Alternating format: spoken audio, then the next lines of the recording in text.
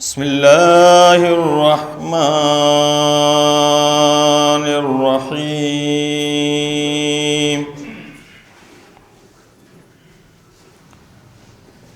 والضحى والليل إذا سجى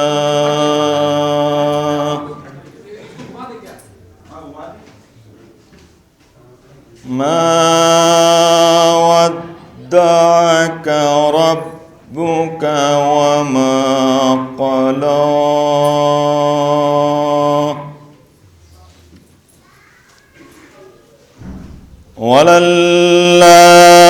وللآخرة خير لك من الأولى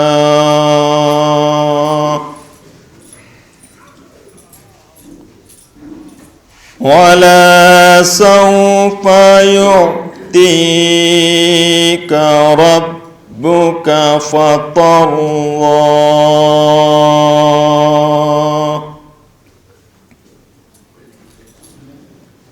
ألم يجدك يتيما فآوى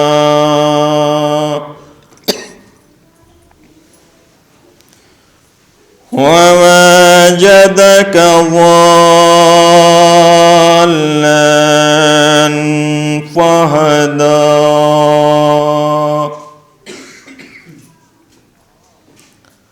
ووجدك عائلا فأغنى فأما اليتيم فلا تقهر وأما السائل فلا تنهر وأما بنعمة ربك فحدث صدق اللہ العلی العظیم۔ کربلا مستشفیٰ غم ہے زمانے کے لیے، ایک آنسو چاہیے جنت میں جانے کے لیے۔ کربلا مستشفیٰ غم ہے زمانے کے لیے، ایک آنسو چاہیے جنت میں جانے کے لیے۔ جب خدا خانے سے اٹھ کر ہم عزا خانے گئے، جب خدا خانے سے اٹھ کر ہم عزا خانے گئے، تب کہیں جا کر زمانے بھر میں پہچانے گئے، تب کہیں جا کر زمانے بھر میں پہچانے گئے۔ ایک صلوات پڑھیں محمد والے۔ اقتدا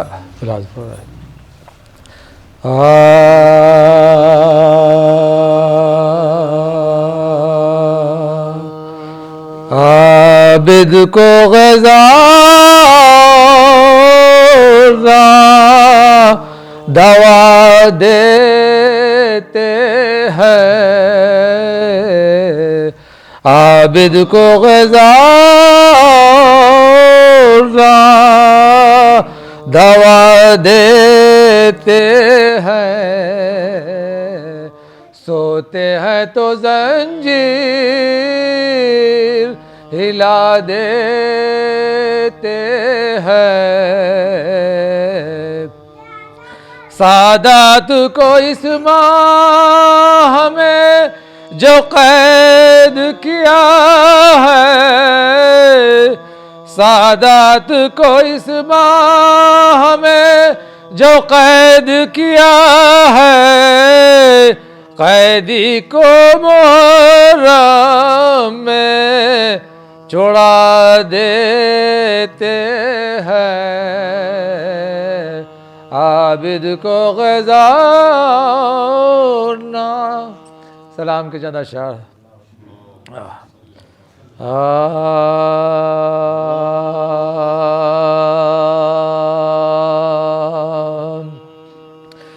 شبیہ امام زمان کھینچتے ہیں، شبیہ امام زمان کھینچتے ہیں، تصور میں تصویر جاں کھینچتے ہیں، شبیہ امام زمین مولی ہے مزاروں کے خاطر، زمین مولی ہے مزاروں کے خاطر، زمین پہ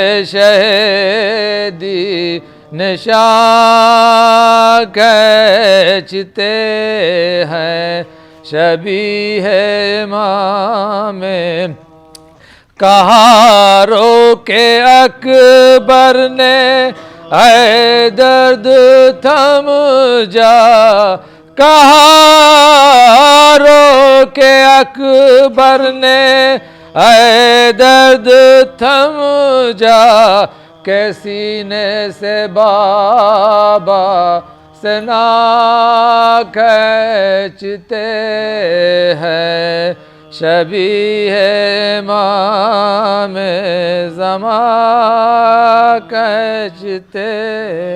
فلک پہ بھی غم سرور منانے والے ہیں، فلک پہ بھی غم سرور منانے والے ہیں، اور ملائکہ بھی سیاستانے والے ہیں، اور یہاں حسین کی مجلس ہے آ چکی زہرا، یہاں حسین کی مجلس ہے آ چکی زہرا، ابھی رسول بھی تشریف لانے والے ہیں، ابھی رسول بھی تشریف لانے والے ہیں۔ ایک مطلب دو تین شعر اور سمجھ میں۔ کربلا ہے زندگی کا آئینہ سب کے لیے، کربلا ہے زندگی کا آئینہ سب کے لیے، اور شین ایک معیار قائم کر دیا سب کے لیے، کربلا ہے زندگی کا آئینہ سب کے لیے۔ شعر سماعت فرمائیں سب۔ بس مسلمانوں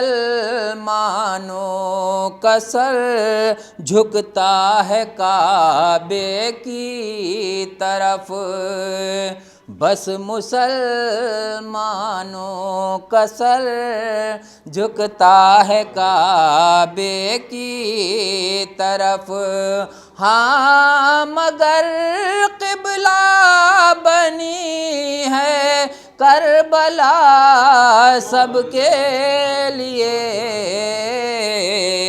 کربلا ہے زندگی کا آئینہ سب کے لیے، اور پاک نفسوں کے لیے بس یہ شرف مخصوص ہے، پاک نفسوں کے لیے بس یہ شرف مخصوص ہے، اے عزاداروں نہیں ہے یہ اذاں سب کے لیے،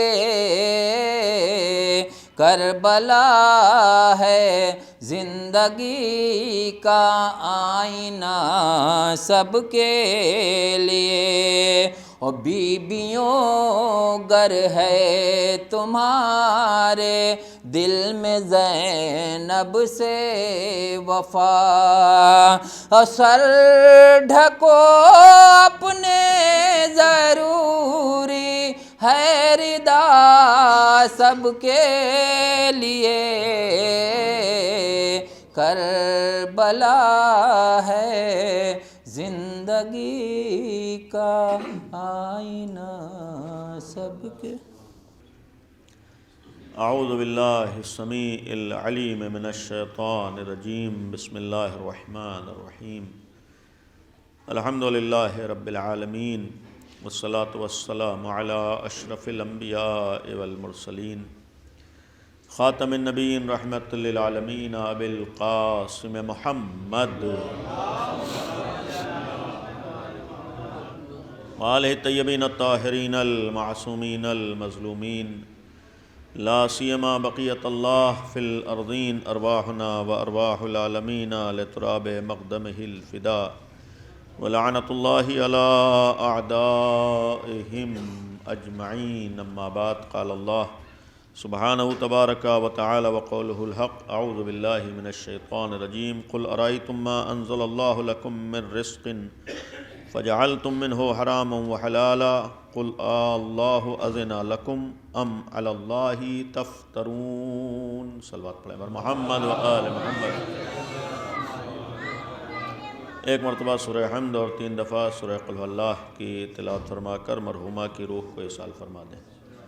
اللہم صل علی محمد و آل محمد، اللہم صل علی محمد و آل محمد۔ بسم اللہ الرحمن الرحیم، الحمد للہ رب العالمین، الرحمن الرحیم، مالک یوم الدین، ایاک نعبد و ایاک نستعین، اہدنا الصراط المستقیم، صراط الذین انعمت علیہم غیر المغضوب علیہم ولا الضالین۔ بسم اللہ الرحمن الرحیم، قل هو اللہ احد اللہ الصمد لم یلد ولم یولد ولم یکن لہ کفوا احد۔ بسم اللہ الرحمن الرحیم، قل هو اللہ احد اللہ الصمد لم یلد ولم یولد ولم یکن لہ کفوا احد۔ بسم اللہ الرحمن الرحیم، قل هو اللہ احد اللہ الصمد لم یلد ولم یولد ولم یکن لہ کفوا احد۔ کذالک اللہ ربی، صدق اللہ العلی العظیم۔ صلوات پڑھیں بر محمد و آل محمد۔ اولاً 10ویں امام حضرت امام علی النقی علیہ السلام کی آج شہادت کی تاریخ ہے، اور ابتداً اس غم کے موقع پر آپ تمام حضرات کی خدمت میں تعزیت و تسلیت اور ایک مرحومہ کی سال ثواب کی مجلس ہے، اور مناسبت کے مد نظر البتہ ایک ہمارے ملکی اعتبار سے ایک اور مناسبت ہے، اہم دن ہے، یوم جمہوریہ ہند۔ لہذا آپ کے سامنے جو آیہ کریمہ تلاوت کی سورہ مبارکہ یونس کی آیت نمبر 59 ہے، 59، اس کے بعد کی 2 آیتیں ساتھ میں شامل ہیں۔ اعلان ہے، قل ارائیتم ما انزل اللہ لکم من رزق فجعلتم منہ حراما وحلالا۔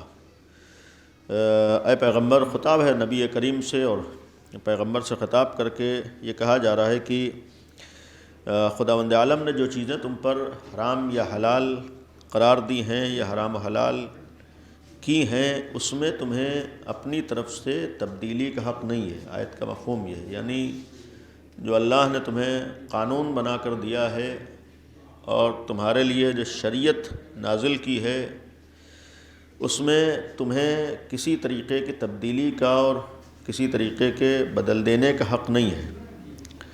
اور گویا مفہوم یہ ہے کہ اگر تم نے اللہ کے حرام کیے ہوئے کو حلال کیا یا حلال کو حرام کیا، تو سب سے پہلا سوالیہ انداز میں ہے کہ کیا تمہیں اللہ نے اس بات کی اجازت دے رکھی ہے کہ اللہ کی شریعت کو اپنے حساب سے بدل لو، جو یقیناً نہیں ہے۔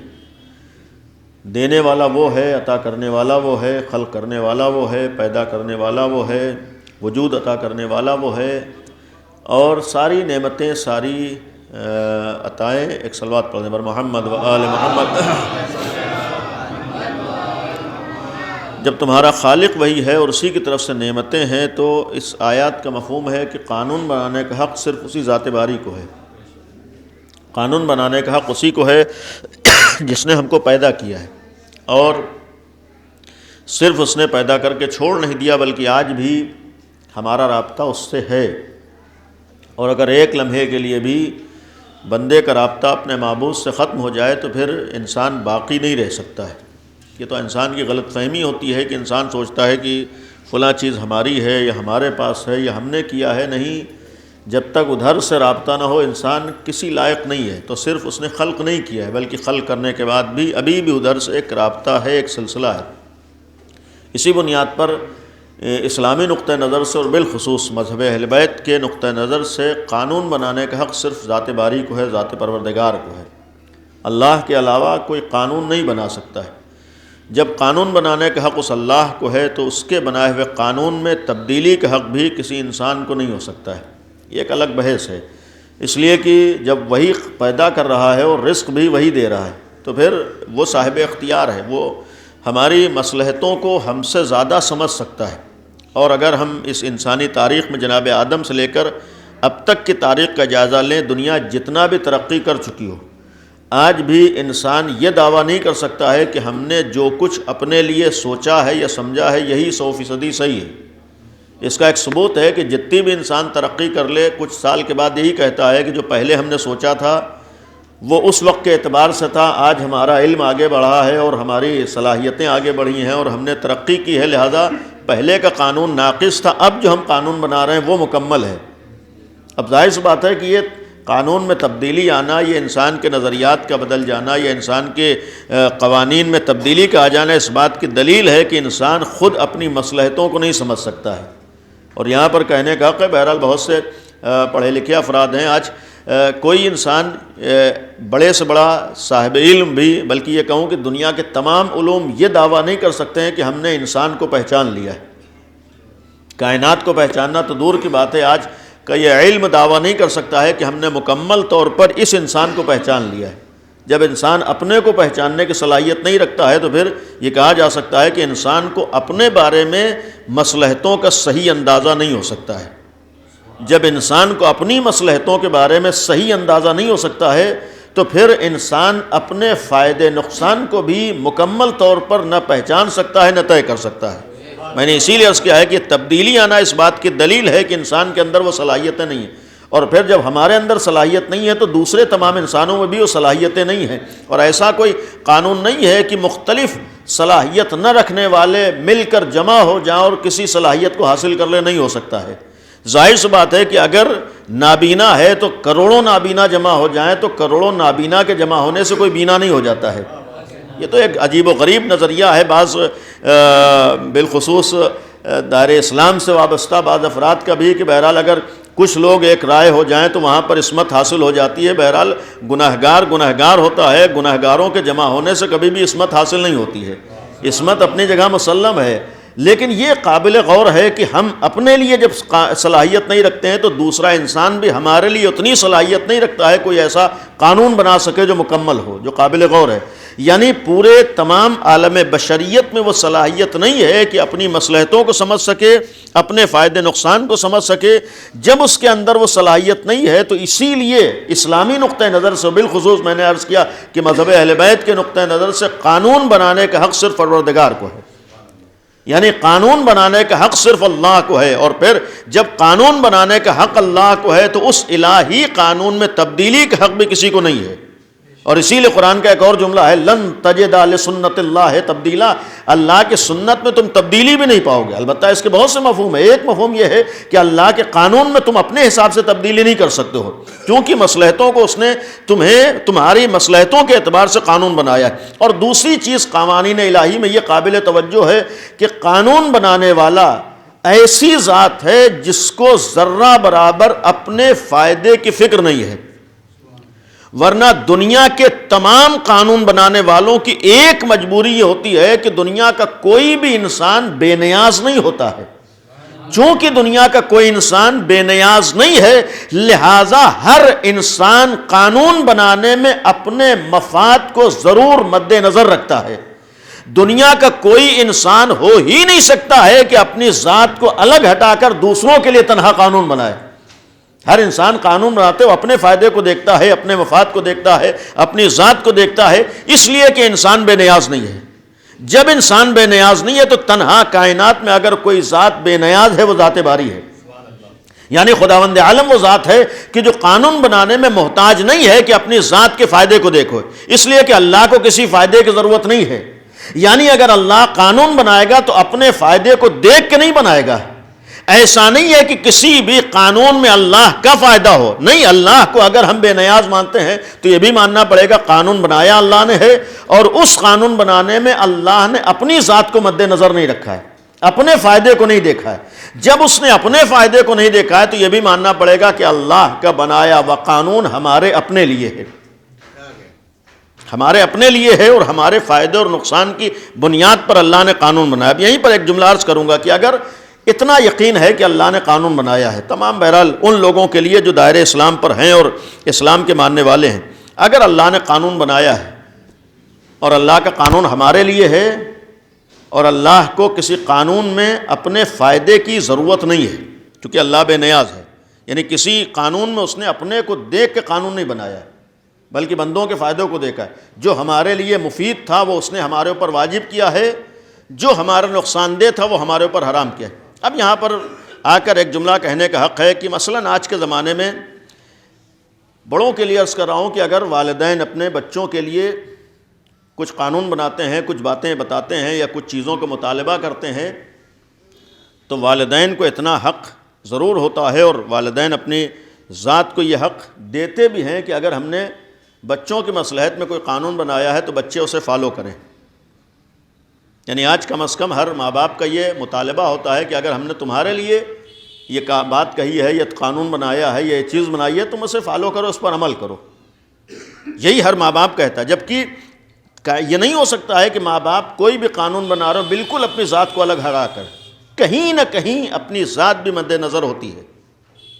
اب اگر ایک ماں باپ قانون بنا رہے ہو، بچوں سے مطالبہ کر رہے ہیں کہ تم ہمارے بنائے ہوئے قانون کو مانو اور ہماری باتوں پر عمل کرو، اور اس میں ظاہر سی بات ہے کہ ہمدردی مد نظر ہوتی ہے۔ کوئی بھی ماں باپ ایسے نہیں ہیں کہ جو اولاد کی محبت یا اولاد کی ہمدردی میں قانون نہ بناتے ہو۔ یہ اور بات ہے کہ آج کے زمانے میں اولاد چاہے اس کو نہ سمجھ پائے، لیکن ہر ماں باپ اپنی اولاد کی محبت میں اپنی اولاد سے بہت سے قوانین اور بہت سی باتوں کا مطالبہ کرتے ہیں، اور اگر ماں باپ اپنی اولاد کو زحمتوں اور مشقتوں اور دشواریوں سے گزارتے ہیں تو اس میں بھی اولاد کا فائدہ مد نظر ہوتا ہے۔ یعنی اگر زحمتوں مشقتوں سے گزار رہے ہیں تو اس لیے تاکہ بچے کو فائدہ ہو، نقصان نہ ہو۔ اور اس کی مثالیں میں بہت سی، آج کے اس مثال کے طور پر سردی کے موسم میں صبح صبح اگر ماں باپ بچے کو اٹھا رہے ہیں کہ جاؤ اسکول جاؤ، تو لاکھ بچے کو برا لگ رہا ہو، لیکن یہ ماں باپ کو معلوم ہے کہ اس میں اس کا فائدہ ہے۔ دیکھنے میں دشواری ہے، دیکھنے میں پریشانی ہے، دیکھنے میں زحمت ہے، دیکھنے میں مشقت ہے، نیند کو چھوڑ کر وہ اسکول جا رہا ہے، وہ تو سمجھ رہا ہے کہ ہمارے لیے دشواری ہے، لیکن یہ باپ کو معلوم ہے کہ اس دشواری میں اس کا فائدہ کتنا ہے۔ یعنی یہ ماں باپ کو معلوم ہے کہ اس دشواری میں اس کا فائدہ کتنا ہے۔ آج کے زمانے میں مثلاً ماں باپ کہہ رہے ہیں کہ گھر کے کھانے کھاؤ، باہر کی غذاؤں پر اتنا زیادہ بھروسہ نہ کرو، توجہ نہ دو۔ تو ایسا نہیں ہے کہ یہ اولاد کی محبت میں نہیں ہے۔ ہر محبت کرنے والے والدین یہی چاہتے ہیں کہ ہماری اولاد کو کوئی نقصان نہ پہنچے۔ اگر آج کے زمانے میں بعض والدین اپنے بچوں کو منع کرتے ہیں کہ بھائی بہت زیادہ باہر کے کھانوں کے عادی نہ ہو، تو انہیں معلوم ہے کہ باہر کے کھانوں میں سوائے نقصان کے کچھ نہیں ہے۔ یعنی یہ ماں باپ کو معلوم ہے کہ باہر کے کھانوں میں سوائے نقصان کے کچھ نہیں ہے۔ کبھی مجبوری آ گئی تو کھا لیا، وہ اور بات ہے، لیکن اس کے عادی نہ بنو۔ اب ظاہر سی بات ہے کہ اگر منع کریں تو ہمدردی میں منع کر رہے ہیں، محبت میں منع کریں، اپنائیت میں منع کر رہے ہیں۔ اسی طریقے کے بہت سے کام آج اگر کوئی ماں باپ اپنے بچوں سے محبت میں کہہ رہے ہیں کہ میرے لال بہت زیادہ موبائل کا غلط استعمال نہ کرو، ہر ماں باپ یہی کہہ رہا ہے کہ بھائی اس کا استعمال منع نہیں ہے، اس کا کیسے استعمال کرو یہ قابل توجہ ہے۔ اس کا استعمال ضرور کرو، لیکن اپنے فائدے کے لیے کرو، ان کاموں میں نہ کرو جو تمہیں نقصان پہنچا رہے ہیں۔ تو بھئی یہ چیز اگر مطالبہ ہے تو اولاد کی محبت میں مطالبہ ہے، یعنی اگر یہ مطالبہ ہے تو اولاد کی اس سے ماں باپ کا فائدہ نہیں ہے۔ اگر ماں باپ کہہ رہے ہیں کہ مثال کے طور پر غلط فلمیں نہ دیکھو، میوزک نہ سنو، اگر ماں باپ کہہ رہے ہیں کہ غلط تصویریں موبائل میں نہ دیکھو، اگر ماں باپ کہہ رہے ہیں کہ نامحرم سے تم رابطہ نہ کرو، اگر ماں باپ کہہ رہے ہیں کہ اس کا غلط استعمال نہ کرو، اگر ماں باپ کہہ رہے ہیں کہ ہر وقت اس میں گیم اور کارٹون میں تم بزی نہ رہو، اس لیے کہہ رہے ہیں کہ ان کو معلوم ہے کہ انہی کاموں میں اولاد کا فائدہ ہے، اور اگر اپنے کو محفوظ رکھ لے جائے گا تو اپنے کو نقصان سے بچا لے گا. تو اب محبت کی بنیاد پر اولاد سے مطالبہ بھی ہے اور اولاد سے باتیں کہے بھی. اور آج تو کم از کم ہر ماں باپ جانتا ہے کہ اگر اولاد ہماری بات مان لے تو فائدے اٹھائے گا، نقصانات سے محفوظ رہ جائے گا. انصاف سے بتائیے، اگر ہماری اولاد ہماری بات مان لے تو بہت سے فائدے اٹھا لیتی ہے اور بہت سے نقصانات سے اپنے کو بچا لے جاتی ہے. کاش یہی احساس ہم کو اپنی ذات کے لیے بھی ہو جائے کہ اگر ہم اپنے خالق کی ہر بات مان لیں تو سوائے فائدے کے کچھ نہیں ہے زندگی میں، اور تمام نقصانات سے اپنے کو بچا سکتے ہیں. ایک صلوات پڑھیں بر محمد وآلہ. تو اولاً بہرحال اللہ کا بنایا ہوا قانون ہے، سخت مرحلہ ہے، لیکن یہاں سے ایک جملہ عرض کروں گا کہ ہمارے ہاں جو سلسلہ امامت ہے، یعنی اس قانون کو جو الہی قانون ہے، اللہ کا بنایا ہوا لوگوں کے لیے قانون ہے، اللہ نے اپنی جانب سے قانون کو بھیجنے کے لیے انبیاء کا سلسلہ قائم کیا ہے. جو ہمارے نبی کا مطلب ہے خبر لانے والا، خبر لانے کا مطلب ہے کہ ادھر سے قانون لانے والا. تو اب نبی جو قانون لا رہا ہے اور رسول یا اسی قانون کو جو کتبی صورت میں، لکھی ہوئی صورت میں دنیا کے سامنے پیش کر رہا ہے. تو اب اگر انبیاء اور رسول قوانین اللہ کی طرف سے لے کر آئے ہیں تو مصلحتوں کے اعتبار سے، حالات کے اعتبار سے، زمانے کے اعتبار سے، ضرورت کے اعتبار سے ادھر سے قانون آتے رہے. جیسی جیسی دنیا کو ضرورت تھی ویسے ویسے ادھر سے قوانین آ رہے تھے. جناب آدم کے زمانے سے قوانین کا سلسلہ شروع ہوا ہے، اور آخری نبی حضرت محمد مصطفیٰ صلی اللہ علیہ وآلہ وسلم پر ان قوانین کا اختتام ہوا ہے. یعنی اللہ نے جو قانون جناب آدم کے زمانے سے شروع کیا ہے، آخری نبی پر وہ قوانین مکمل ہوئے ہیں.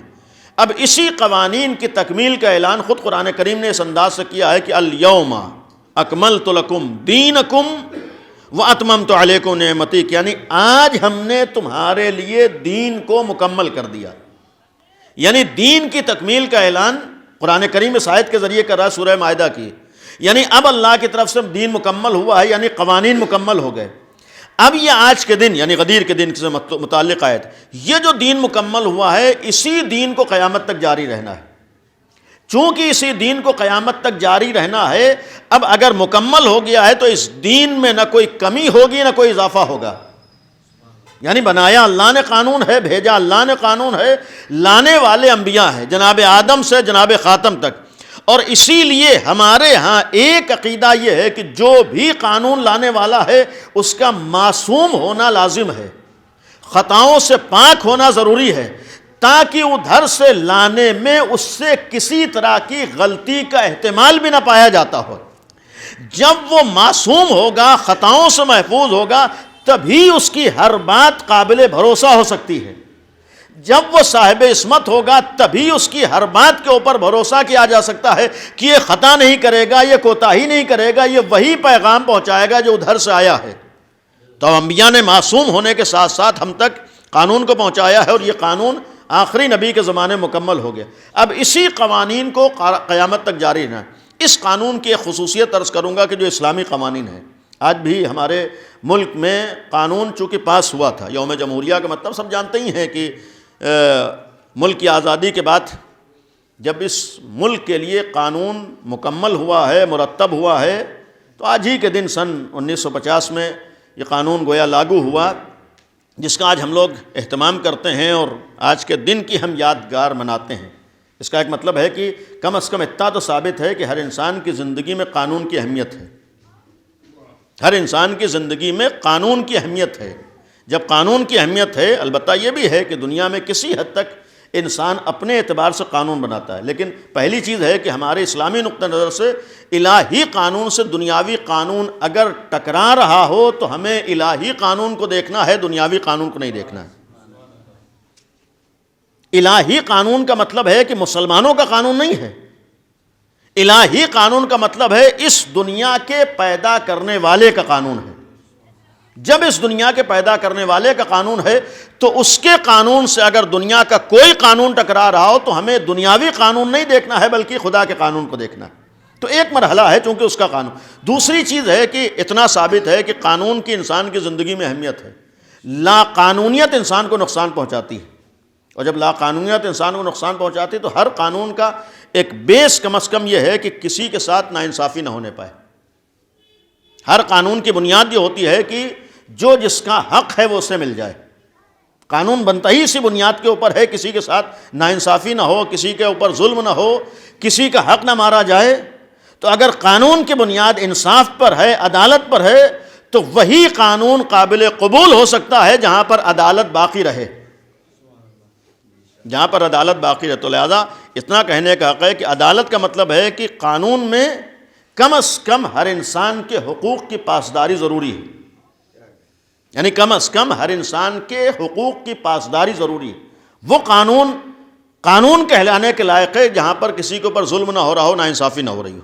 تو بہرحال یہ ایک قابل غور ہے. اور آج کے دن کی یادگار کا ایک مفہوم یہ بھی ہوتا ہے کہ ہر ہندوستانی آج کے دن اس بات کا عہد کرتا ہے کہ ہم اپنے اس ملک کے قانون پر، جس میں ہر انسان کو، ہر ملک والے کو اس کا حق دیا گیا ہے، اس قانون کے اوپر عمل کرنے کا عہد و پیمان کرتے ہیں. یعنی کم از کم اس ملک میں اور اس دن یہ ہوتا ہے کہ ہم اپنے ملک میں ہر انسان کے حقوق کے پاسداری کا تعہد کرتے ہیں اور عمل کرنے کا وعدہ کرتے ہیں. لیکن اس قانون کے سلسلے میں جو مکمل ہوا ہے آخری نبی کی زندگی میں، اور یہ اسلامی قانون قیامت تک باقی رہے گا. اس اسلامی قانون کا ایک بنیاد اور بیس عدالت کے اوپر ہے. اسلامی قوانین میں سب سے بنیادی شرط ہے کہ یہاں پر ناانصافی نہیں ہو سکتی، ظلم نہیں ہو سکتا ہے. اس اسلام کی بنیاد ہی عدالت کے اوپر ہے. اس اسلامی قانون کی بنیاد عدالت پر ہے. جب عدالت کے اوپر ہے، یہاں ذرہ برابر ظلم کا تصور بھی نہیں ہے، ناانصافی کا تصور نہیں ہے. اسلام نے وہی قانون بنایا ہے جو ہر انسان کو انسانی حق دے رہا ہو. اسلام کے قانون کا مطلب ہی ہے کہ انسان کو انسانی حق دیا جائے. اسی لیے اسلام میں کسی بھی مذہب کے حقوق کو پامال کرنے کی اجازت نہیں ہے. حتیٰ اسلامی قانون میں تو جانوروں کے حق کو پامال کرنے کی اجازت نہیں ہے. تو جو دین ہمارا جانوروں کے حقوق پامال کرنے کی اجازت نہ دے رہا ہو، وہ دنیا کے کسی بھی انسان کے حق کو پامال کرنے کی اجازت نہیں دیتا ہے. اسلام کی بنیاد ان قوانین کے اوپر، اصل انسانیت کی بنیاد پر ہے. اسلام کا اصل قانون انسان بنانے کے لیے ہے. تو اگر اسلامی قانون عدالت کے اوپر ہے تو کسی بھی زمانے میں ظلم پسند افراد کو یہ قانون قابل قبول نہیں رہا، جہاں تک لے کر آ رہا ہوں. یعنی چونکہ اس اسلام کے قانون کی بیس اور بنیاد عدالت ہے، انصاف ہے، ظلم کے خلاف ہے. ظاہر سی بات، جب عدالت اس قانون کی بنیاد ظلم کے خلاف ہے تو اگر یہ قانون دنیا میں رائج ہو جائے تو دنیا سے ظلم کا خاتمہ ہو جائے. یقین رکھیے کہ اگر اسلامی قانون مکمل طور پر کائنات میں رائج ہو جائے تو دنیا سے ناانصافی اور ظلم کا خاتمہ ہو جائے. یعنی اسلام اپنے قانون سے چاہتا ہی یہ ہے کہ دنیا میں عدالت قائم ہو جائے. اور یقین رکھیے اب تک مکمل طور پر اسلامی قانون دنیا میں لاگو نہیں ہو سکا. قانون بن تو گیا ہے لیکن قانون اجرا نہیں ہو پایا ہے، لاگو نہیں ہو پایا ہے. اس کی بھی ایک وجہ یہ بھی، بہرحال مصلحت پروردگار جو بھی ہو، نبی کریم قانون لے کر آئے ہیں لیکن اپنے زمانے میں پیغمبر مکمل طور پر قانون کو اجرا نہیں کر سکے. یعنی مکمل طور پر پوری دنیا میں اسلام کو مکمل طور پر لاگو نہیں کر سکے. اس کے بھی بہت سے اسباب ہیں، لیکن یقیناً وعدہ الہی ہے، جب قانون بنا ہے اسے ایک نہ ایک دن پوری دنیا کے اوپر لاگو بھی ہونا ہے. چونکہ ظاہر سی بات ہے کہ اگر قانون بنا ہے پوری دنیا پر لاگو ہونا ہے تو اس کا نمونہ اسی وقت آئے گا جب دنیا سے ہر طریقے کے ظلم کا خاتمہ ہو جائے. اور یہ صرف خواب و خیال کی باتیں نہیں ہیں، بلکہ اولاً تاریخ بھی آپ کی نگاہوں کے سامنے ہے، بہت سے دلائل بھی نگاہوں کے سامنے ہے. ایک نہ ایک دن ضرور ایسا آئے گا کہ جس دن یہ وعدہ الہی پورا ہوگا کہ دنیا میں ہر جگہ عدل و انصاف کا قانون لاگو ہوگا. انشاءاللہ ایک نہ ایک دن ایسا وقت آئے گا کہ دنیا میں ہر طرف عدالت والا قانون. لیکن یہ نبی کریم جب عدالت کا قانون لے کر آئے اور اس کو جاری کیا اور بنام اسلام اس قانون کو پیش کیا ہے. اب ظاہر سی بات بہت سی طاقتیں ایسی نہیں ہیں کہ جن کے مزاج میں ظلم پایا جاتا ہے. اب ظاہر سی بات جس کے مزاج میں ظلم پایا جائے وہ کبھی بھی عدالت والے قانون کو تسلیم نہیں کر سکتا ہے, برداشت نہیں کر سکتا ہے, اس لیے کہ جس کی بنیاد ہی ظلم کے اوپر ہے وہ کبھی بھی قانون کو, عدالت والے قانون کو تسلیم نہیں کرے گا. ظاہر سی بات ہے جس کے مزاج میں چوری پائی جا رہی ہو وہ کبھی بھی سماج میں یہ برداشت نہیں کرے گا کہ ایسا قانون بنے جس کی وجہ سے چوری کا خاتمہ ہو جائے. اس لیے اسے معلوم ہے کہ ہمارا پورا کاروبار چوری کے اوپر ہے, تو کبھی وہ برداشت نہیں کرے گا کہ دنیا سے چوری کا خاتمہ ہو جائے. اگر کسی کے مزاج میں دوسروں کے حقوق کو پامال کرنا ہو تو وہ کبھی برداشت نہیں کرے گا کہ عدالت جاری ہو جائے. اس لیے کہ ایسے افراد کی بھی غلط مقاصد کبھی پورے نہیں ہو سکتے. لہذا جب اسلامی قوانین رائج ہوئے تو ایسا نہیں ہے کہ قانون کو صرف اللہ نے نبی کے ذریعے سے بھیج دیا ہے. اب ایک بحث اپنی جگہ پر ہے کہ اللہ نے صرف قانون بھیجا نہیں ہے, بلکہ بھیجنے کے ساتھ ساتھ ہمارے نقطۂ نظر سے, مذہب کے اعتبار سے, اللہ نے اس قانون کی حفاظت کا انتظام بھی کیا ہے. یعنی اللہ نے قانون بھیجا بھی ہے اور قانون کی حفاظت کا انتظام بھی کیا. ہمارے ہاں اسی اللہ کی طرف سے 1,24,000 انبیاء کے ذریعے جو قانون, اللہ الہی قانون آیا ہے, اس کی حفاظت کے فریضے کا نام امامت ہے. یعنی نبیوں کے لائے ہوئے قانون کو جو بچائے, آخری نبی کے لائے ہوئے دین کو جو بچائے, اس دین کے بچانے والے کو ہمارے امام کہتے ہیں. تصور امامت کا مطلب ہے کہ 1,24,000 انبیاء جو قانون لے کر آ رہے ہیں ان قوانین کو کون بچائے گا. اب ظاہر سی بات جب ایسے انبیاء کو ذریعہ بنایا ہے قانون بھیجنے کے لیے تو پھر اللہ امت کے حوالے وہ قانون نہیں کرے گا, اللہ اپنی طرف سے قانون کے محافظ کا انتظام بھی کرے گا. لہذا اللہ نے آخری نبی کے جانے سے پہلے اس قانون کے محافظ کا انتظام کیا ہے جو قیامت تک باقی رہے گا. یعنی ہر زمانے میں ایسا قانون بچانے والا, قانون کی حفاظت کرنے والا ہونا ضروری ہے جس کو ہم لوگ امام کہتے ہیں. یکے بعد دیگر ہے جو امامت کا سلسلہ ہے. چونکہ یہ امام ہر زمانے میں اس قانون کا محافظ ہی نہیں ہے بلکہ اپنے وجود کے ذریعے سے دنیا کے سامنے وہ صحیح قانون بتانے والا بھی ہے. چونکہ امام ہر زمانے میں صحیح قانون بتانے والا ہے. قانون کیا ہے؟ عدالت کا ہے. لہذا دنیا میں جتنی ظالم طاقتیں رہی ہیں کبھی بھی ظالم طاقتوں کو امام کا وجود برداشت نہیں رہا ہے.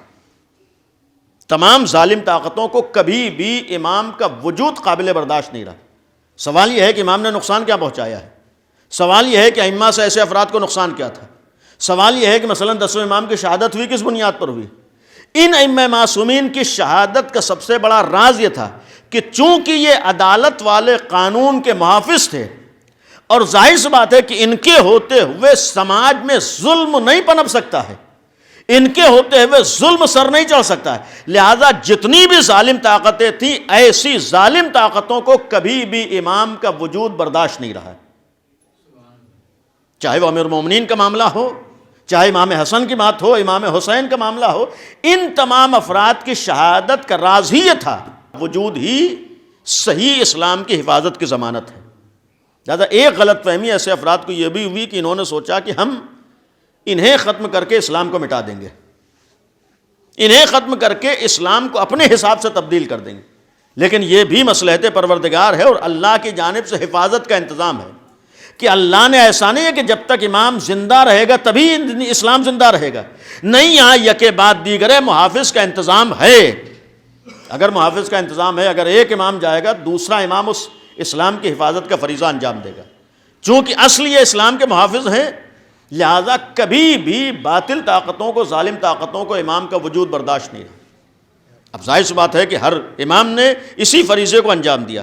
10ویں امام کے ساتھ معاملہ یہی تھا کہ چونکہ امام چاہے اپنے گھر میں, اپنے وطن میں, اپنے شہر میں رہ رہے ہوں تب بھی ہر ظالم حکومت کو اتنا احساس ضرور تھا کہ ان کے وجود کے ہوتے ہوئے ہم اپنے مشن و مقصد میں کامیاب نہیں ہو سکتے.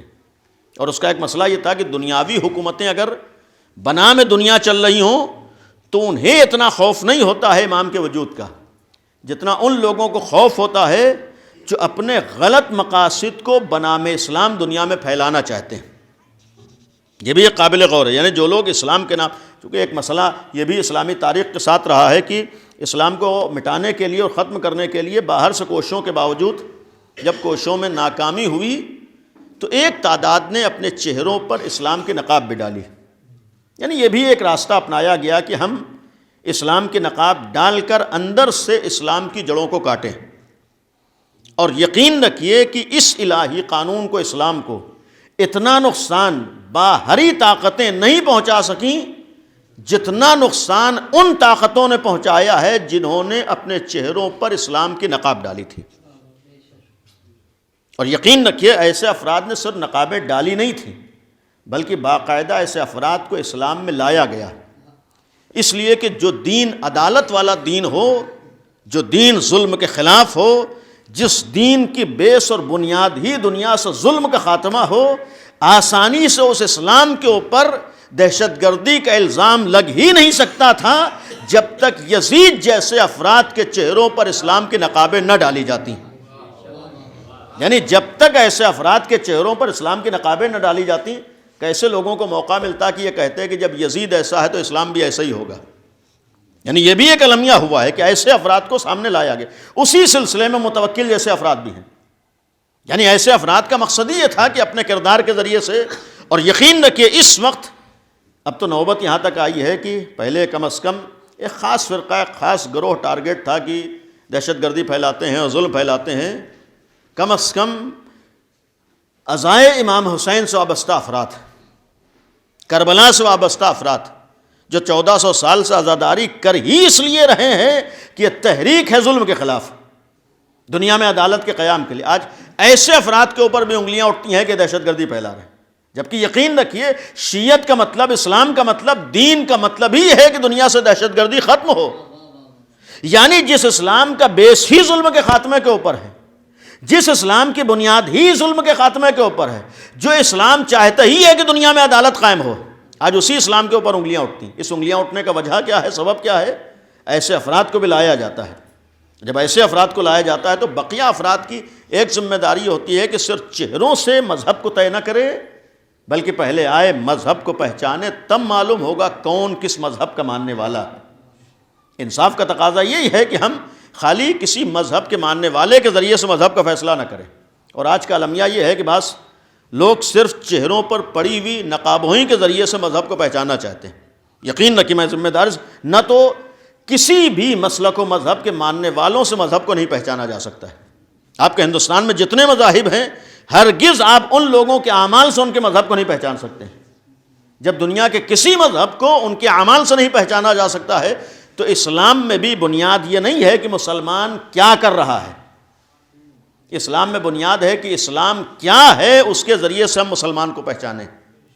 اور ظاہر سی بات جس اسلام کی بنیاد عدالت کے اوپر ہے، ایسے ائمہ معصومین ہمارے سامنے جنہوں نے اپنی جانوں کا نذرانہ دے دیا لیکن اس عدالت والے قانون پر آنچ نہیں آنے دی.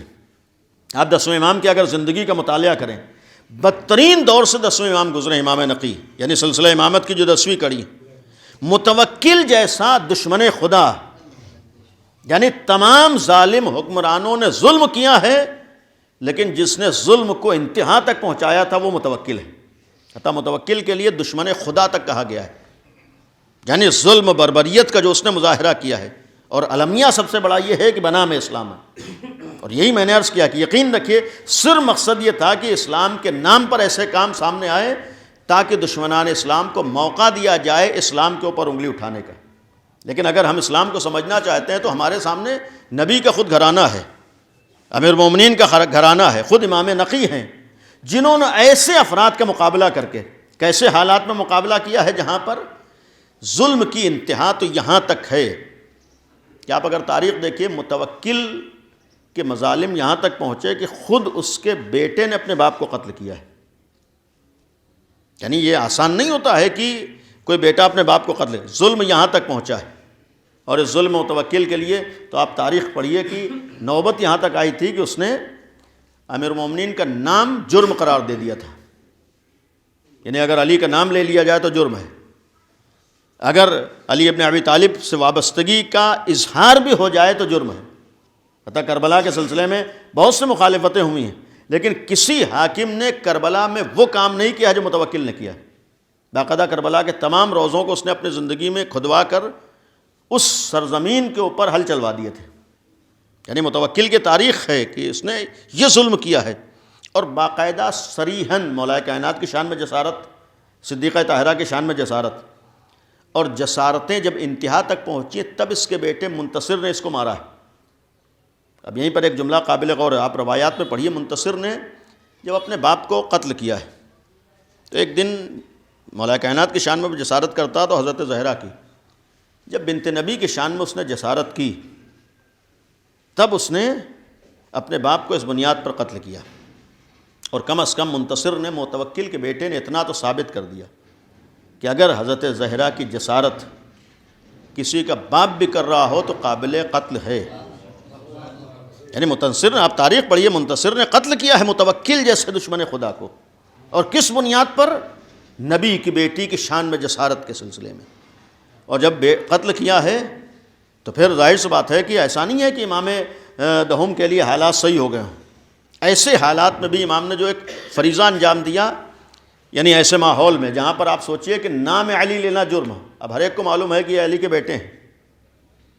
یعنی ایک طرف یہ ہے کہ نسبت کی بنیاد پر قتل کیا جا رہا ہو، اسی خاندان کا کوئی بیٹا موجود ہو. قابل غور ہے کہ اسی خاندان کے، اب ظاہر سی بات دشمنی بھی ہے، مخالفتیں بھی ہیں، اور امیر المومنین کے گھرانے کے بنیاد پر ہر طریقے کی سختیاں ہیں. لیکن کہنے کا مقصد اس ماحول میں بھی، ان حالات میں بھی امام نقی نے اپنے وظیفے کو انجام دیا ہے. اصل ہمارے لیے ایک پیغام کہ اگر حالات ناسازگار ہوں تو حق کے ماننے والے کے فریضہ خاموشی اور سکوت ہی نہیں ہوتا ہے، بلکہ ان حالات کے اعتبار سے اپنی ذمہ داری کی ادائیگی ہوتی ہے. کاش میں اپنا پیغام پہنچا سکوں. یعنی آج حالات کے اعتبار سے چونکہ حق والوں کا ایک فریضہ ہوتا ہے کہ ہر زمانے میں کسی بھی انسان کے ساتھ ناانصافی نہ ہونے پائے. دیکھیے اسلام کی بیس اور اسلام کی بنیاد اور اسلام کا اساس یہ ہے کہ تنہا اپنے کو نہیں بچانا ہے، بلکہ سماج، معاشرے اور دنیا کو بھی ظلم و ناانصافی سے بچانا ہے. اور کاش میں اپنا پیغام پہنچا. حضرت زہرا نے بھی اگر اپنی جان کا نذرانہ پیش کیا ہے تو جناب سیدہ خود تو محفوظ تھیں، لیکن اپنے کو محفوظ کرنے کے باوجود سماج کو گمراہی اور ضلالت سے بچانے کے لیے میدان عمل میں آنا ضروری تھا. لہٰذا حضرت زہرا نے میدان عمل میں آ کر اپنے اور اپنے بچے کی جان کا نذرانہ پیش تو کر دیا، لیکن رہتی دنیا تک ایک پیغام دے دیا ہے کہ ہمارے دین کا مشن ہی تنہا اپنے کو بچانا نہیں ہوتا ہے، بلکہ سماج کو بھی برائیوں سے بچانا ہوتا ہے. یعنی ہمارے دین کا مشن تنہا اپنے کو بچانا نہیں ہے، ورنہ یقین رکھیں جناب سیدہ اپنے کو بچا لے جاتی ہیں. کیوں اپنی شہادت کا نذرانہ پیش کیا؟ تاکہ لوگ گمراہ نہ ہونے پائیں، لوگ ضلالت و گمراہی کا شکار نہ ہونے پائیں. اور اگر ضلالت و گمراہی سے بچانے کے لیے قربانیاں ہیں تو پھر ایک پیغام 10ویں امام کی زندگی کا یہ بھی ہے کہ اس مشن کے لیے ہر امام نے ایسے حالات میں جو ایک فریضہ انجام دیا ہے وہ سماج سے جہالت کے خاتمے کا فریضہ ہے. بس ختم کرتے ہوئے، یعنی سماج سے جہالت کے خاتمے کا فریضہ. اور اس کے لیے قابل غور واقعہ ہے، کہیں پر عرض کیا ہے، یہاں پر بات آئی 10ویں امام کی زندگی کا. چونکہ آپ کو معلوم ہے کہ ہمارے جو سلسلہ امامت ہے، 9 امام وہ امام ہیں جو سب سے پہلے کم سنی میں امامت کے درجے پر فائز ہوئے. یعنی جس وقت امامت شروع ہوئی ہے تو کل ایج امام کی 8 سال تھی. یعنی امام تقی کی عمر 8 سال تھی جب امامت شروع ہوئی. اور جس وقت 10ویں امام کی امامت شروع ہوئی ہے تو امام کی عمر ٹوٹل 6 سال تھی. یعنی 214 امام کی ولادت ہے اور 220 ہجری میں 9 امام کی شہادت ہو گئی. 6 سال میں امامت شروع ہوئی. تو اب یہ بھی ایک حساس مرحلہ ہے کہ جہاں تک اگر وہ عقائد نہ ہوں اور بنیاد یہ نہ ہو کہ محافظ اسلام کا انتظام اللہ کرتا ہے، تو پھر یہ سوال ہوتا ہے کہ 6 سال کا بچہ کیسے امام ہو جاتا ہے. لیکن جہاں یہ عقیدہ ہو کہ نہیں اللہ معین کرتا ہے تو پھر اللہ کو صلاحیتیں دینے کے لیے عمر کی ضرورت نہیں ہوتی. یعنی اللہ محتاج نہیں ہے. اللہ جیسے جناب عیسیٰ کو آغوش مادر میں یہ کہلوا کر پیغام دے رہا ہے کہ انی عبداللہ آتانی الکتاب و جعلنی نبیہ، میں اللہ کا نبی ہوں، مجھے کتاب دی جا چکی. یعنی دنیا والوں نے مجھے نبی نہیں بنایا ہے. جب اللہ نے نبی بنایا ہے تو ہر سن میں اللہ نبی بنا سکتا ہے. تو یہ معاملہ امامت کے لیے بھی کہ جب امام اللہ بنا رہا ہے تو کسی بھی عمر میں بنا سکتا ہے۔ امام کی زندگی کا ایک حساس پہلو اور قابل غور پہلو یہ ہے، 10ویں امام کی جب امامت شروع ہوئی 6 سال کی عمر ہے، 1 سال کے بعد حاکم وقت کی طرف سے باقاعدہ یہ جستجو ہوئی، تلاش ہوئی کہ آل محمد کے گھرانے میں کون جانشین امام تقی ہے۔ بس ختم کر رہا ہوں اسی واقعے پر، کون امام کا جانشین ہے۔ اب ظاہر سے معلوم ہوا کہ امام کے جانشین خود 10ویں امام ہے، یعنی علی نقی ہیں، جو 9ویں امام کے جانشین ہیں۔ ایج کیا ہے، عمر کیا ہے؟ اس وقت 7 سال کی عمر ہے، 7 سال کی عمر ہے۔ اب یہاں پر ایک حساس پہلو سامنے آتا ہے۔ مدینے میں ہے امام، حاکم وقت بغداد میں ہے، امام کی عمر 7 سال ہے۔ ایک نیا طریقہ جو اس وقت اپنایا گیا مخالفت کا اور دشمنی کا، یہ قابل توجہ ہے، یعنی جو ایک نیا انداز اپنایا گیا، ورنہ ہر زمانے میں مخالفتیں ہوئی ہیں، دشمنی ہوئی ہے، اور ہر اعتبار سے اس مشن کو ختم کرنے کی کوشش ہوئی، اس کے لیے قتل بھی ہے، ظلم بھی ہے، قید خانے بھی ہیں، سب کچھ ہے۔ لیکن جب یہ معلوم ہوا کہ ان کے گھرانے میں 7 سال کا بچہ ہے جو اس فریضے کو ادا کر رہا ہے اور اس حق والے دین کی حفاظت کر رہا ہے، تو اب اس موڑ پر آنے کے بعد جو نیا طریقہ اپنایا گیا کہ ابھی تو یہ کم سن ہیں، ان کی عمر کم ہے، ایج کم ہے، تو ہم اب تک سارے حربے اپنا کر اپنے مشن میں کامیاب نہیں ہو سکے۔ قتل بھی کیا ہے، قید خانوں میں ڈالا ہے، ظلم کیے ہیں، جلا وطن کیا ہے، تب بھی دنیا اپنے مشن میں کامیاب نہیں ہو سکی۔ اب دیکھا کہ ان کی ایج کم ہے، 7 سال ہے، تو اب طریقہ یہ اپنایا گیا کہ اب ان کی اپنے اعتبار سے تربیت کی جائے، یعنی باقاعدہ آپ تاریخ میں پڑھیے کہ اپنے اعتبار سے 10ویں امام کی تربیت کے لیے طریقہ کیا اپنایا؟ یوں ہی تربیت نہیں ہوگی، تربیت کی جائے تعلیم کے نام پہ، تعلیم کے نام پہ، یعنی امام نقی کو پڑھایا جائے، امام نقی کو تعلیم دی جائے۔ اس کے لیے مدینے میں ایک شخص کا انتظام ہوا جس کا نام ہے عبید اللہ جنیدی۔ عبید اللہ جنیدی اس کا انتظام ہوا کہ امام کو آ کر وہ پڑھائے، یہ قابل غور ہے، یعنی امام نقی کو، امیر المومنین کے پوتے کو اس سلسلہ امامت میں ایسی ذات کو آ کر پڑھائے۔ پڑھانے کا مقصد کیا ہے؟ اصل مقصد یہ ہے کہ انہیں پڑھانے کے بہانے اپنا بنایا جائے، پڑھانے کے بہانے انہیں اپنے راستے پر لایا جائے، پڑھانے کے بہانے اپنے حساب سے تربیت کی جائے، یعنی تاریخ کا واقعہ ہے، اپنے حساب سے ان کی تربیت کی جائے، اور پھر پڑھانے کے لیے کس چیز کو ذریعہ بنائے، یہ بھی قابل توجہ کہ جنیدی آ کر امام دہم کو قرآن پڑھائے، امام دہم کو آ کر قرآن پڑھائے، 10ویں امام کو، باقاعدہ حتیٰ 14 ستارے میں بھی واقعہ پڑھیے، موجود ہے مکمل، کہ امام کو آ کر قرآن پڑھائے۔ نام کس کا ہے؟ تعلیم کا ہے۔ مقصد کیا ہے؟ اس تعلیم کے نام پر انہیں اپنے راستے پر لایا جائے۔ اس سلسلے میں نے کہیں پر ایک جملہ عرض کیا ہے، یہ کم از کم واقعہ ہمارا اور آپ کے لیے ایک بہت بڑا پیغام ہے۔ جو کوشش 1200 سال پہلے ہوئی، یہ صرف اسی زمانے کی کوشش نہیں تھی، بلکہ یہ کوشش ہر زمانے میں ہو سکتی ہے، اور یہ کوشش اس بات کی دلیل ہے کہ کبھی کبھی باطل طاقتیں، باطل افراد اپنے مشن میں کامیابی کے لیے تعلیم کو بھی ذریعہ بناتی ہیں۔ اتنا تو ثابت ہے کہ کبھی کبھی باطل طاقتیں اپنے مشن میں کامیابی کے لیے تعلیم کو بھی ذریعہ بناتی ہیں۔ جب 10ویں امام کے مقابلے میں تعلیم کو اپنے غلط مقاصد کے لیے ذریعہ بنایا گیا، تو کیا ہمارے اور آپ کی اولاد کے لیے دنیا تعلیم کو ذریعہ نہیں بنائے گی؟ کہ ہمارے اور آپ کے لیے تعلیم کو ذریعہ نہیں بنائے گی؟ اس لیے کہ انسان بظاہر اگر کسی چیز کی اہمیت نگاہوں میں ہو تو اس سے متاثر بہت جلدی ہوتا ہے، اور بہت سی ایسی چیزیں ہوتی ہیں جس میں انسان بول نہیں پاتا ہے، اور شاید یہی وجہ ہے کہ 10ویں امام کے لیے جو عنوان اور ٹائٹل قائم کیا گیا قرآن پڑھایا جائے، چونکہ نام قرآن وہ ہے کہ جہاں پر آدمی نہیں بولے گا، نام قرآن وہ ہے کہ جہاں آدمی بول نہیں سکتا ہے، تو اب سامنے ہے نام قرآن، مقصد کیا ہے کہ قرآن کے نام پر انہیں اپنا بنایا جائے۔ تو اتنا تو ثابت ہے کہ کبھی کبھی باطل مقدس الفاظ کو بھی ذریعہ بناتا ہے بہکانے کے لیے۔ اگر 10ویں امام کے سامنے قرآن کو بہکانے کے لیے ذریعہ بنایا جا سکتا ہے، تو ہمارے اور آپ کے سامنے بھی ہمارے مقدسات کو، ہمارے نوجوانوں کو بہکانے کے ذریعہ بنایا جا سکتا ہے۔ لہٰذا یہ واقعہ یہ بھی پیغام دے رہا ہے کہ خالی ٹائٹل اور عنوان کو نہ دیکھیں بلکہ سامنے والے کی نیت کو دیکھیں۔ اگر 10ویں امام کے لیے قرآن کو بہکانے کا ذریعہ بنایا جا سکتا ہے تو ہمارے لیے عزاداری کو بھی بہکانے کا ذریعہ بنایا جا سکتا ہے، ولایت علی کو بھی بہکانے کا ذریعہ بنایا جا سکتا ہے، شہادت ثالثہ کو بھی بہکانے کا ذریعہ بنایا جا سکتا ہے۔ عقل و شعور کا تقاضا یہ ہے کہ ہم خالی مقدس الفاظ کے پیچھے نہ بھاگیں بلکہ یہ دیکھیں کہ ان الفاظ کے پیچھے سامنے والوں کی نیتیں کیا ہیں۔ اور دوسرا ایک پیغام دیتے ہوئے کہ اس واقعے نے اتنا تو ثابت کر دیا کہ تعلیم سب کچھ نہیں ہوتی ہے، پڑھائی سب کچھ نہیں ہوتی ہے، بلکہ تعلیم کے ساتھ ساتھ ہمارے بچے کی دنیا اور آخرت کی حفاظت اس سے اصل ہوتی ہے۔ آج الحمدللہ احساس ہوا ہے کہ ہمارے بچے پڑھیں، یقیناً احساس ہونا چاہیے۔ مذہب اہل بیت کی اساس و بنیاد علم رہا ہے، اور یہ ایک المیہ ہے کہ آج ہم لوگ مذہب اسلام کے اور مذہب اہل بیت کے اس رخ کو آج تک پیش نہیں کر پائے۔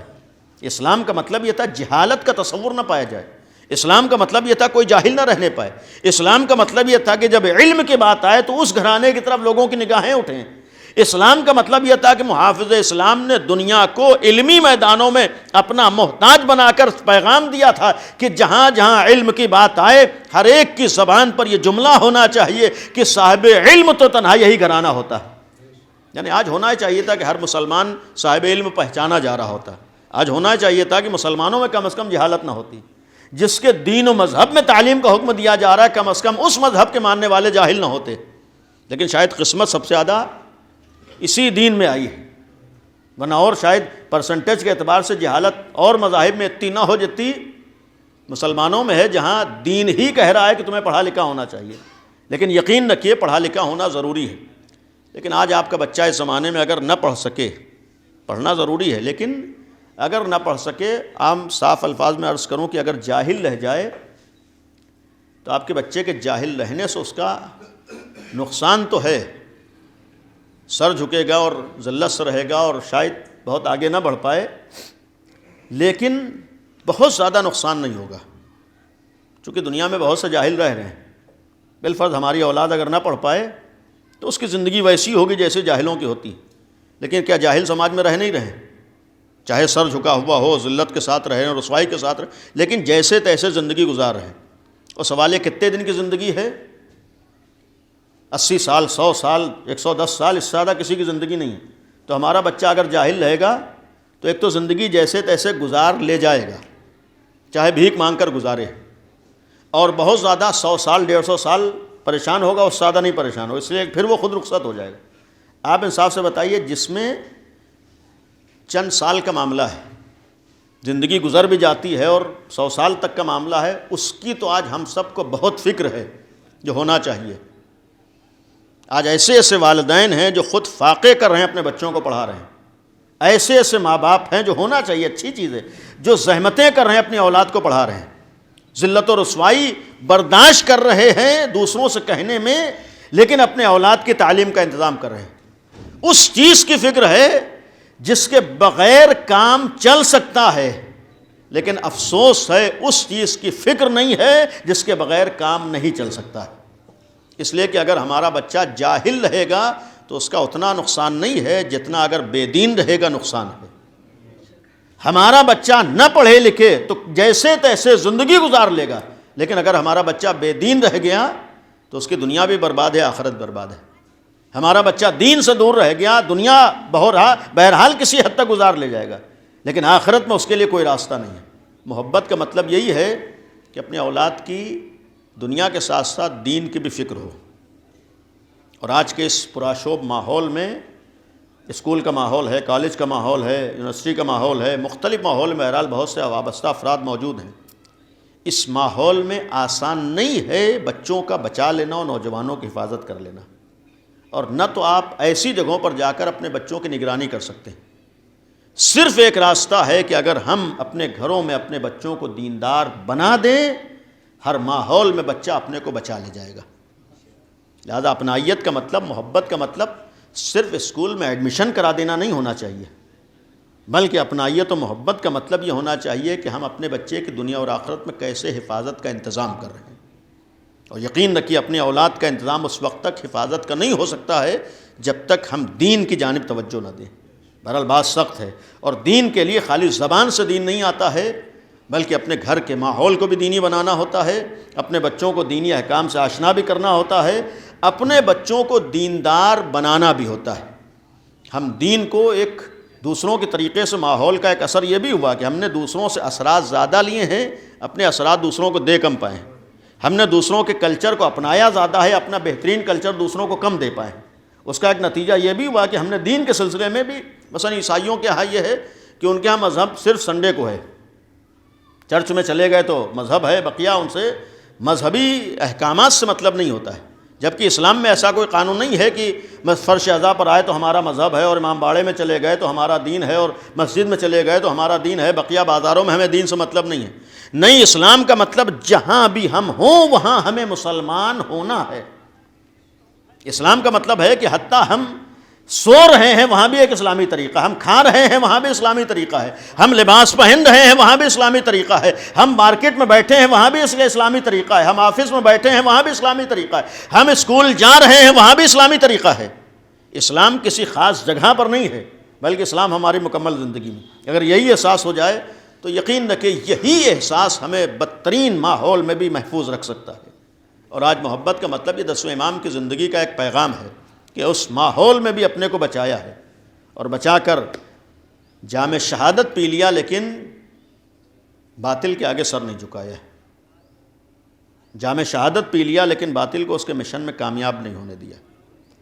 جام شہادت پی لیا لیکن اپنے مشن سے قدم پیچھے نہیں ہٹائے، اس لیے کہ تمام کوششوں کے باوجود جب ساری کوششوں میں دشمن ناکام ہوا ہے تو صرف ایک حربہ اپنایا ہے کہ انہیں شہید کر دیا جائے، اور 10ویں امام کو زہر دیا گیا۔ جس وقت امام پر زہر کا اثر ہوا ہے، روایات کے الفاظ یہ ہیں کہ زہر اتنا شدید تھا کہ جسم میں جاتے ہی پورے جسم پر زہر کا اثر ہو گیا۔ آج شہادت کی تاریخ ہے، اور جیسے ہی جس پر زہر کا اثر ہوا ہے، ایک روایت کا جملہ تھا کہ اتنا شدید اثر تھا، تقریباً 40-42 سال کی امام کی ایج ہے۔ بہرحال 40-45 سال انسان کی بھرپور جوانی کی عمر ہوتی ہے، اور انسان کے اندر اس عمر میں طاقت ہوتی ہے۔ اس کے باوجود روایت کے الفاظ یہ ہیں کہ زہر اتنا شدید تھا کہ جیسے ہی جسم گیا ہے پورے جسم پر اثر ہوا ہے، اور امام اس زہر کے اثر سے زمین پہ گر پڑے۔ یعنی اس کا مطلب اتنا شدید اثر ہے کہ امام برداشت نہیں کر پائے۔ ادھر امام زمین پہ گرے ہیں، 11ویں امام موجود تھے، کیونکہ سامرہ میں امام کا قیام ہے، آ کر رہے ہیں، 11ویں امام بھی موجود ہیں۔ بیٹے کے سامنے باپ زمین پہ گرا ہے، نگاہ اٹھا کر دیکھا کہ زہر کا اثر جسم مبارک پر ہے۔ 11ویں امام تڑپ گئے، بے چین ہو گئے۔ ظاہر سی بات ہے کہ بیٹے کے سامنے باپ اس کیفیت میں ہو، اس عالم میں ہو، ایک ماں کے اصالہ ثواب کی مجلس بھی ہے۔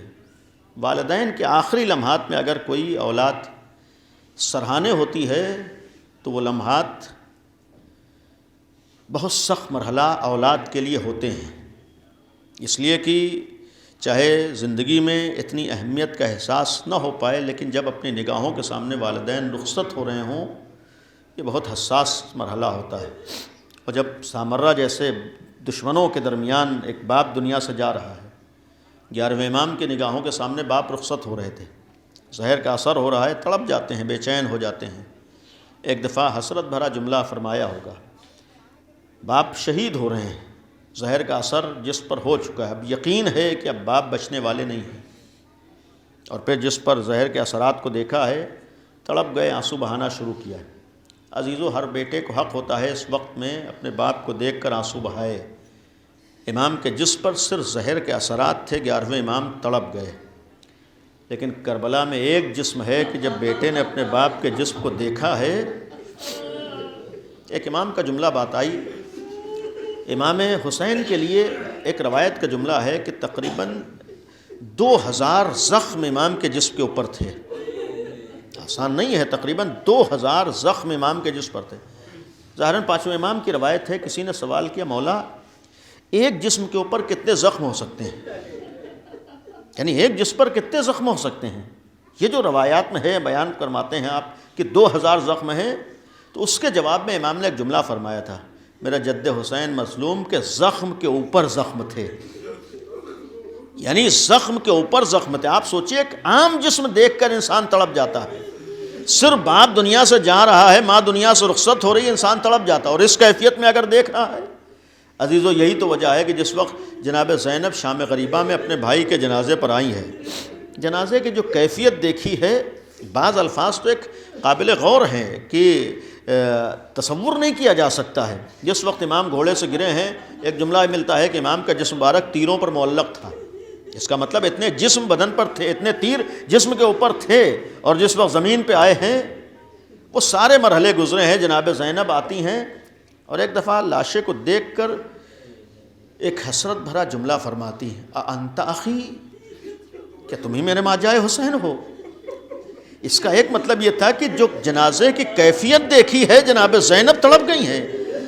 آپ سوچئے صبح سے جس نے لاشوں پہ لاشیں دیکھی ہیں، جس نے اپنے جگر کے ٹکڑوں کے لاشوں کو دیکھا ہے، جس نے امام حسین کے کٹے ہوئے سر کو دیکھا ہے، لیکن جس وقت لاشے کی کیفیت کو دیکھتی ہے، ایک دفعہ جناب زینب تڑپ کے کہتی ہے، کیا تم ہی میرے بھائی حسین ہو؟ کیا تم ہی میرے ماجائے حسین ہو؟ عزیزو، امام دہم امام علی نقی کا جنازہ 11ویں امام نے تیار کیا ہے. چونکہ زہر دینے کے بعد حاکم وقت نے اپنے جرم کو چھپانے کے لیے باقاعدہ اجازت دی تھی کہ امام کے جنازے کو اٹھایا جائے، امام کے جنازے کو غسل و کفن دیا جائے. بس آخری جملہ ہے، جس وقت جنازہ تیار ہوا، 11ویں امام نے خود نماز پڑھائی ہے، غسل و کفن دیا ہے، باپ کے جنازے کو قبر تک پہنچایا ہے. پردیس میں تھے، غریب الوطنی تھی، اپنے مدینے سے دور سامرہ میں شہید ہوئے تھے. لیکن ایک بیٹے نے اس پردیس میں یہ منظر تو دیکھ لیا کہ ہم باپ کے سائے سے محروم ہوئے، یتیم ہوئے، لیکن اپنے باپ کے جنازے کو قبر تک پہنچا دیا. ایسے ہی موقعوں پر امام حسن کا جملہ سامنے آتا، لا یومک یومک یا ابا عبداللہ. ہم میں سے ہر ایک امام کی مصیبت الگ ہے، لیکن جد مظلوم حسین کی مصیبت اس لیے کہ کوئی بھی گیا ہے، کیسے حالات میں گیا ہے. اتنا تو تھا کہ اس کا جنازہ بے گور و کفن نہیں تھا، لیکن ہائے میرے جد مظلوم حسین کا جنازہ کربلا کی سرزمین پر بے گور و کفن ہے. آج آپ کے ماں باپ بھی دنیا سے رخصت ہوتے ہیں، بڑے شان سے قبر تک پہنچا دیتے ہو، لیکن ہائے سید سجاد کا غم، حسین جیسے بابا کا جنازہ نگاہ ہو.